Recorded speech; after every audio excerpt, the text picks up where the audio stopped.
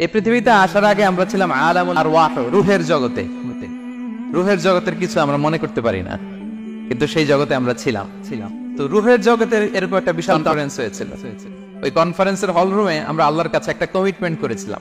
বিশাল conference hall.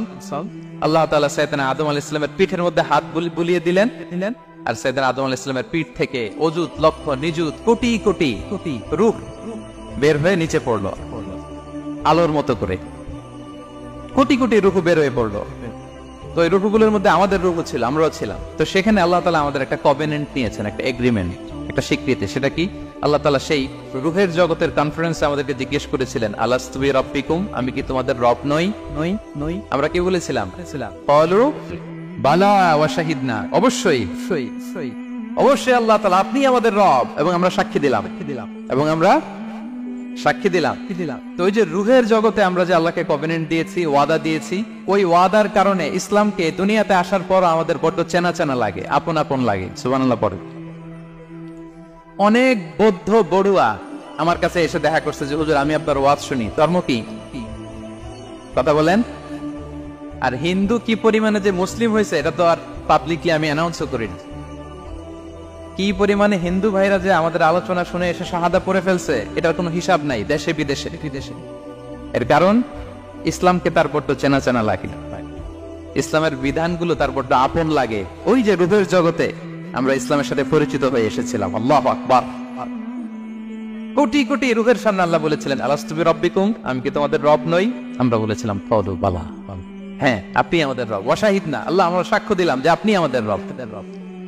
সেই রূহের জগতের এগ্রিমেন্টের কারণে এই দুনিয়াতে ইসলাম আমাদের চেনা চেনা লাগে। এজন্য আমাদের কাজ হচ্ছে খুবই কনস্ট্রাকটিভ ওয়েতে ইসলামের বিউটিকে নন মুসলিমদের কাছে তুলে ধরা। কিন্তু ওই সময় তো আমাদের নেই, আমাদের তো বাহাস করা লাগবে। কি করা লাগবে? বাহাস, একের সাথে অপরের বাহাস, একের সাথে অপরের দ্বন্দ্ব, ডিফারেন্সেস, কন্ট্রোভার্সি, এগুলো নিয়ে আমরা ব্যস্ত। কিন্তু আমরা যদি প্রকৃত the spirit of Islam, the true essence of Islam non মুসলিমদের কাছে ছড়িয়ে দিতাম, সব মুসলমান হয়ে যেত।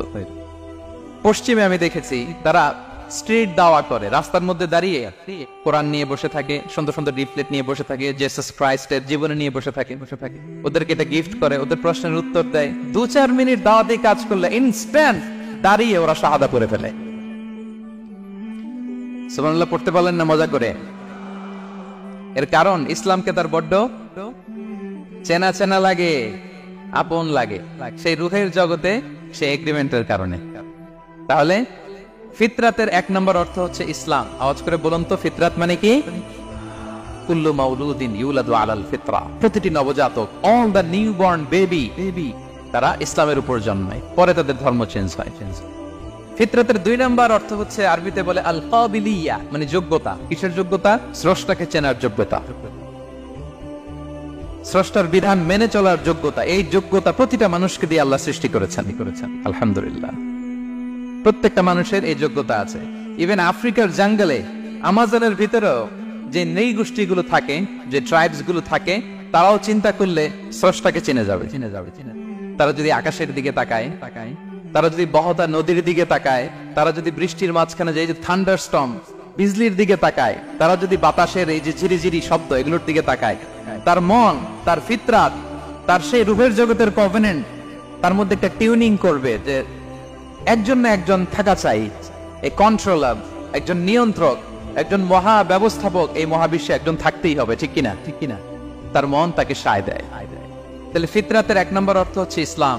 আমরা সবাই ইসলামের উপর জন্মেছি। ফিতরাতের 2 নম্বর অর্থ হচ্ছে আল কাবিলিয়া বা যোগ্যতা, স্রষ্টাকে চেনার যোগ্যতা। প্রতিটি মানুষের মধ্যে আল্লাহ তাআলা এই যোগ্যতা দিয়েছে। তাহলে ফিতরাতের অর্থ মোটামুটি ক্লিয়ার না সবার কাছে? 1 নম্বর অর্থ কি? সবাই বলুন, ইসলাম। 2 নম্বর যোগ্যতা। কাকে চেনার যোগ্যতা? আল্লাহকে চেনার যোগ্যতা দিয়ে আল্লাহ তাআলা আমাদের তৈরি করেছেন। এবং নিজেকে আল্লাহর কাছে পূর্ণরূপে সমর্পণ করাটাই হচ্ছে ফিতরাতের দাবি, কমপ্লিট সারেন্ডার। এটা হচ্ছে ফিতরাতের দাবি। দ্য ডিমান্ড অফ ফিতরা হচ্ছে ডানে বায়ে না, কমপ্লিট সারেন্ডার।